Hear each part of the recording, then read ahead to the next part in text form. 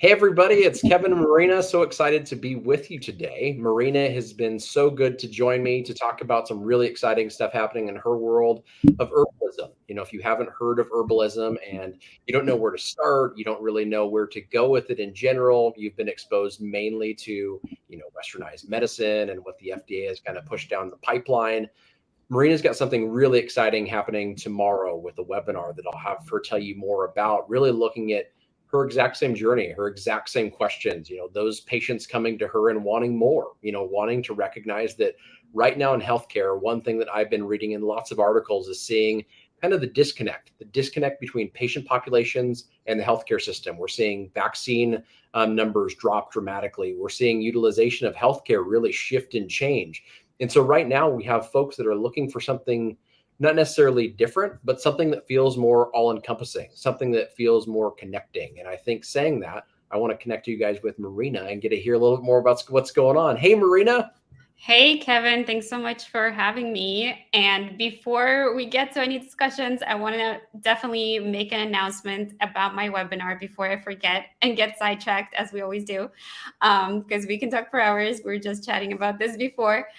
So the main news that I wanted to deliver and an invitation is if you've been curious about how to integrate herbalism, what herbalism even is, any kind of questions or anything that you've been taught before about herbalism that you want to get some more clarity around, how it looks in practice, what it's like to practice herbalism on the day-to-day, what it's like to be an herbalist, all of these questions and more, including legal status, my own personal journey and experience, and also professional leap into full-time herbalism consulting and how I've built my business.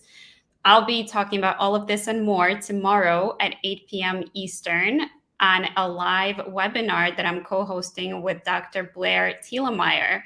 So we are partnering up and showing what's possible with A, pharmacy consulting, and then B, if you are interested in the herbal tradition specifically to add into your pharmacy consulting tool belts and services that you want to offer to the world, or if you're in the independent community setting or any type of retail setting or ambulatory pharmacists are doing this, even hospitals in some cases are doing studies and working with herbs and creating all sorts of apps about herbs. Yeah. It's really, really cool what's happening. I've read about essential oil studies that are happening in hospitals.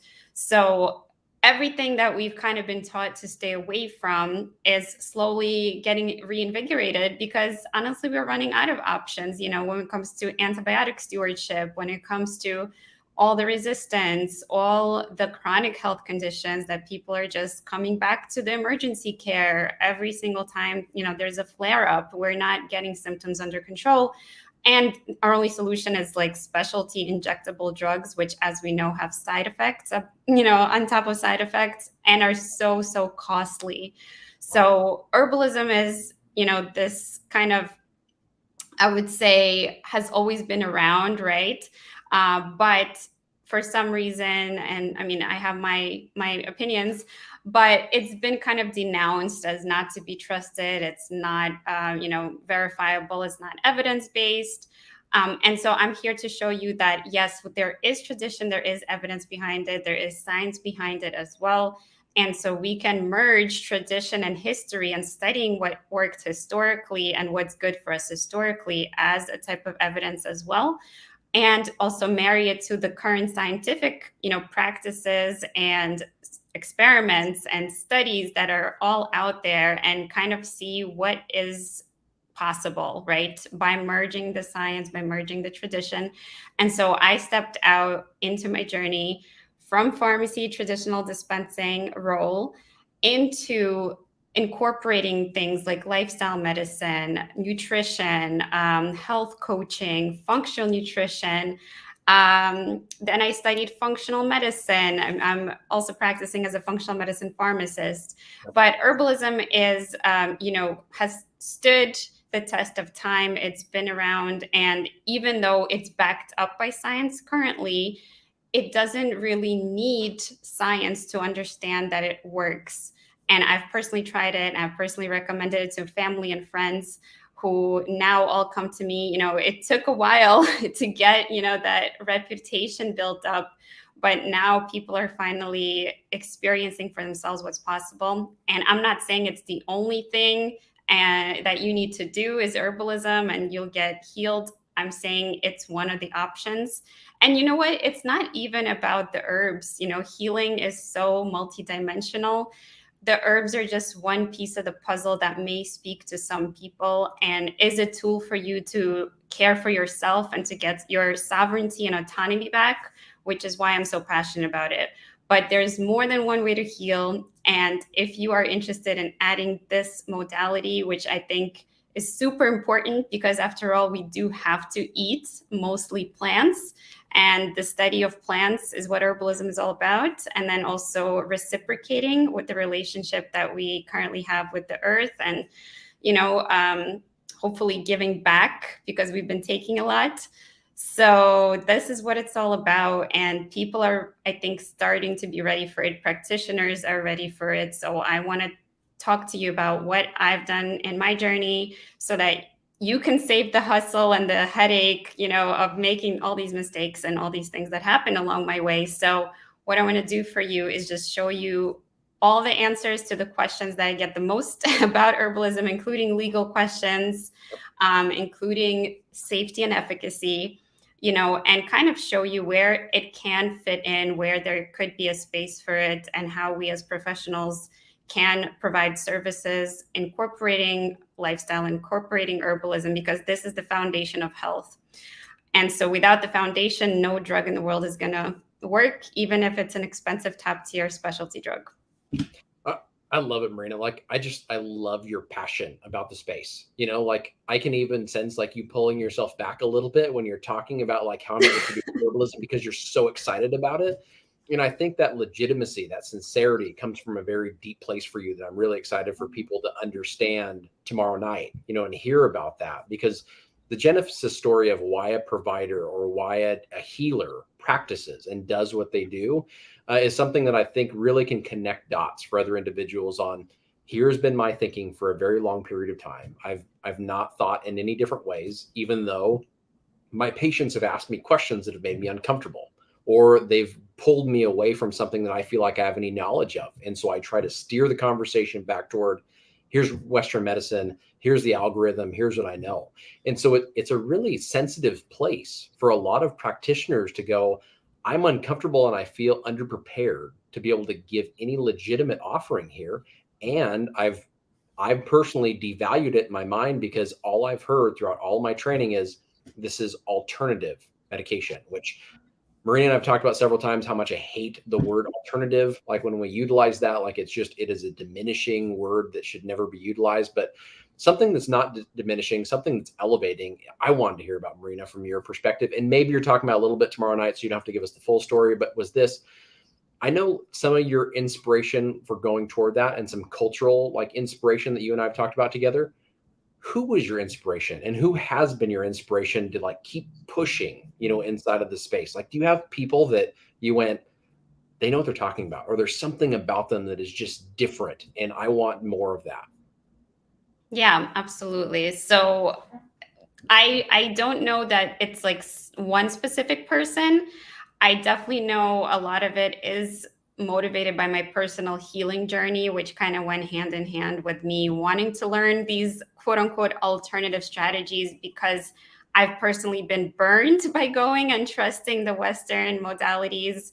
And so, I was very disappointed and disillusioned that this thing that I'm devoting, 6+ years of my life studying, devoting towards a graduate degree, being proud of myself, and then kind of seeing that the system is broken and it doesn't have all the answers. It doesn't have all the advocacy, not nearly enough advocacy. And the providers, like you said, are limited and short-sighted because they are following the guidelines and the algorithm, but it doesn't work for every single person, because it's not just, an assembly line or, a pill mill. We are very complex physical, spiritual beings, that health is multidimensional, as I mentioned. So the way we approach it can't just be a mechanical body that we, go in and fix a broken part. So we've become great diagnosticians.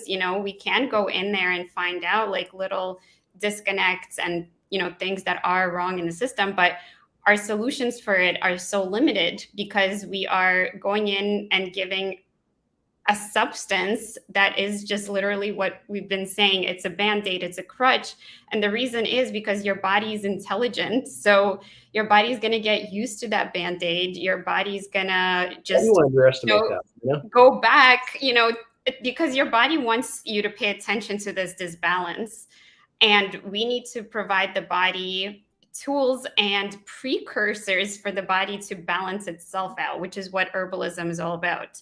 Yes. But if you already give it a substance that it lacks, you're never really correcting the imbalance. You're just correcting the symptom. So it makes you feel better until your body gets tolerant and goes back into the dis-ease. So, your body is just really trying to give you those symptoms for a reason. It's not trying to make your life more difficult. It's trying to point out that something is not right and you need to go in and, balance.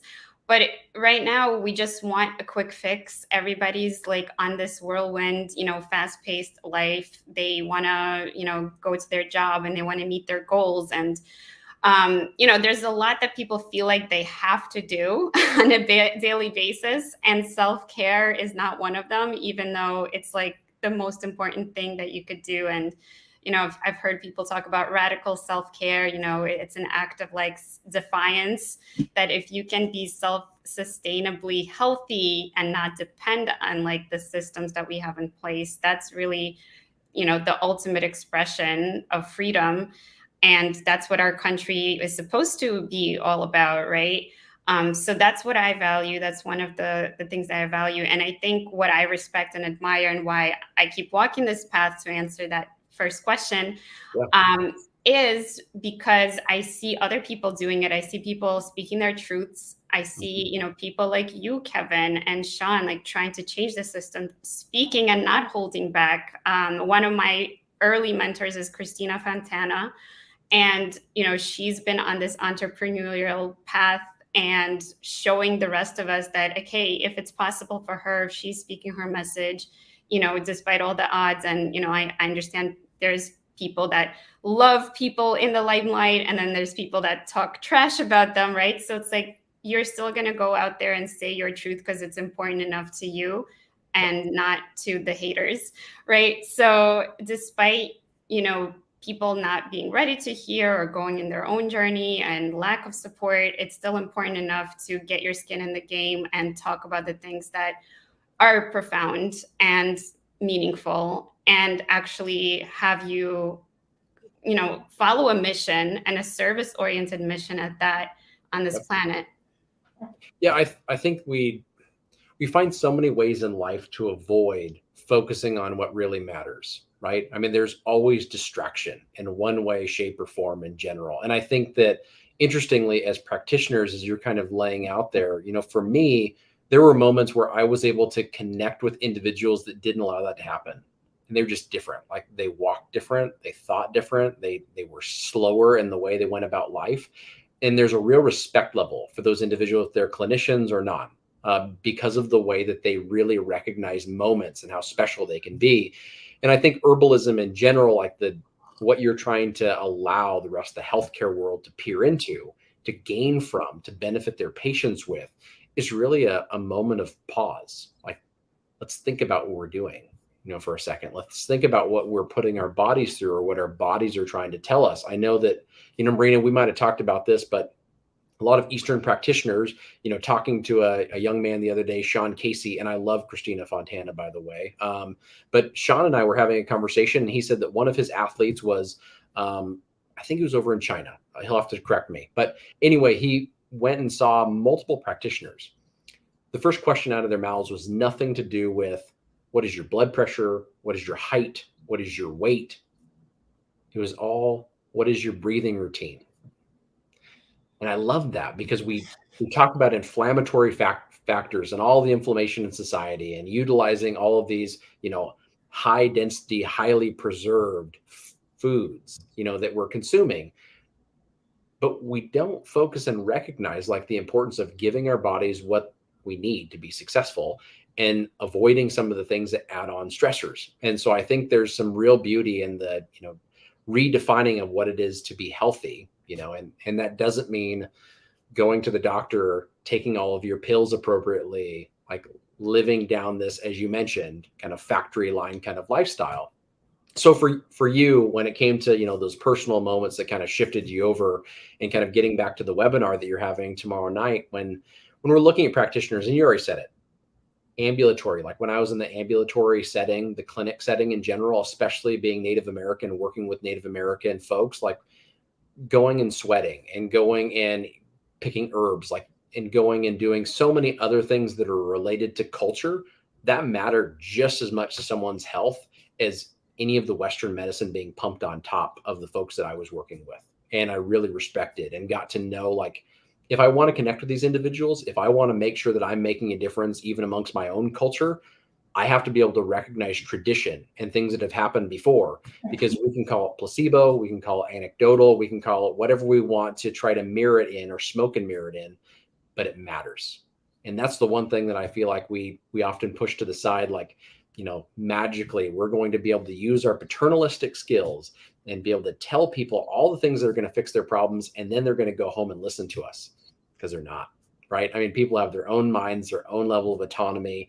And I think that's the one thing that I'm hoping in the webinar, and I'd love to hear your thoughts on it tomorrow night. Like, what things do you feel like in the Western kind of healthcare world, when you're trying to look at Marina, when you and I are gray and old and looking back on things and what you really want to impact, the space with, what do you want to look back on, Marina? Like, what even the smallest change would you like to be able to institute across these settings in the hopes of what your career is going to be able to do? Yeah, I think we've been talking and dancing around like this interdisciplinary approach, right? And patient-centered approach for the past decade since I graduated. But I still don't really see it happening. I still see a bunch of like specialists, in specific areas, which, are highly coveted and respected. I really respect them and think that they're all wonderful in their specialty areas. However, there's no like cohesive thread in the healthcare system where there's, really this patient, and then, there's some social workers and, some kind of mitigation, and on the pharmacy side too, some reconciliation, but it's very limited, and then there's the third party payers, which are also like trying to call people and do some medication therapy management and things like that.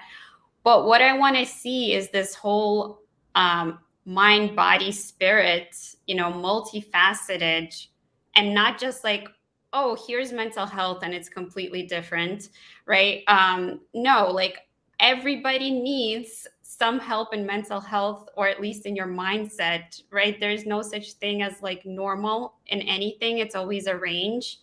Yeah. And, before, when I said that we only focus on the physical, I actually think we only focus on the chemical, right? Because we just want like the optimal chemicals to be in the blood, and we measure a bunch of chemicals. And then if there's not enough or too much, we try to mitigate it with other chemicals. And that's what the pharmaceutical industry is all about. And again, I wish it worked and it was, amazing, wonderful magic pill, but it's not, so that's the bad news, is that, it's part of the puzzle is the chemistry. And yes, you need to have optimal pH levels in all the different systems, and in the blood and in the plasma and in the urine, and everything is governed by those subtle changes but your body knows how to operate under those conditions and how to buffer itself back into optimal ranges with us giving it what it needs. So the self-care, the addressing all the other areas of your life, fresh air, time in nature, time self-reflecting, friendships, relationships, community, actually, physically moving your body and exerting your body, and not just, fretting about the number on the scale and then taking a pill for it or an injection, so all of that. And then the traditions, like you said, like being part of an ecosystem, being part of a community, being part of a lineage, whether that's your family or ancestors that are no longer with us, and observing the cultural norms or following some sort of cultural diets or dietary staples. We can get so fancy with pharmacogenomics and functional medicine testing, which again, I love, but we just don't really value those basic foundational needs, even though it's defined, by the World Health Organization. Okay, here are the needs. So let's teach our kids growing up what's really important, and what are the applications of what they're learning in schools. Let's teach them emotional intelligence. Let's teach them what it means to be a fully human person, which means you are part of a society. You're not just in a vacuum, getting rich and getting a certain degree and then you're set. Like, that's not what being a human is about.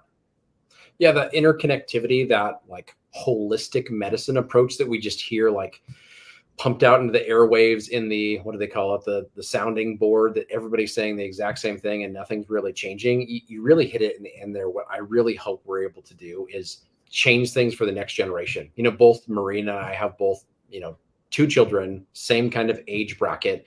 And that's what I'm hoping for them, Marina, is that we can create a healthcare environment that we're not always looking to fix problems. Like, we're looking to be able to set them up for a path of sustainable health, in general, mental, spiritual, physical health. And I think that's something that we've really gone away from when we recognize that there is the ability to generate profit through healthcare. And so that's the pivot. Like, that's the shift. That's what I'm hoping, that when folks go to your webinar tomorrow night, they can recognize that if I really want to serve my patients, if I really want to improve health, if I want to embrace the value-based care models, the ACO models that are really looking at metrics of true health and sustainability, that they'll recognize herbalism has to be part of that puzzle. They have to recognize that staying healthy is part of that puzzle, and not always looking for, how do I tweak something so I can fix this disease? So to wrap us up, Marina, can you please give us one more time a little bit about your webinar tomorrow night, why folks should attend, and then the details for them to get there? Yeah, absolutely. So if you've ever been curious about the herbal path, what herbalism is, because again, it's very important to get clear on a definition, because a lot of people just hear it and just say, okay, pseudoscience, alternative junk, and then just phase out anything that comes after it. So I'm going to give you, a very simple breakdown of what it is, how it's applicable, how I've been able to implement it in my own life and in my own business, and educate others on it, and what's possible with this path. So what you need to consider before I'm embarking on such a path, right? What are the ways to get into it, and what's my method been, and how I can actually show you the pillars of how to get from education to implementation to monetization, which is really what I do in my business and with my students, is I help them with this whole journey. So if you're interested and curious and just want, some frequently asked questions asked, there's also going to be breakouts and discussion on what I'm presenting, and it's going to be worth your while. I'm going to try to jam pack it with info for an hour and then leave half an hour for questions, and then, some breaks in between. And Blair is going to be there, and she's also got something special that she's going to be offering. So I am super excited. It's tomorrow night, January 18th. So Wednesday, January 18th, 8 p.m. Eastern, 5 p.m. Pacific. Love it. We'll put the link and everything else inside of the notes for this live, and all the places that it's posted on YouTube, Facebook, and LinkedIn, so you can see it there. You can find it on Marina's website as well. You can find it also at RPH Ally and Marina's channel. So once again, if you're a pharmacist, pharmacy technician, you want to learn more about it, please join Marina for her webinar tomorrow night. And then also check out her channel. Go to RPH Ally, join RPH Ally, and check out the Herbalism channel. You can ask her any questions on side of there. She is an absolute wealth of knowledge, as you've already heard, and really looking forward to making some major changes in healthcare. Thank you so much, Marina. We'll be talking soon. Thank you. Bye. Bye.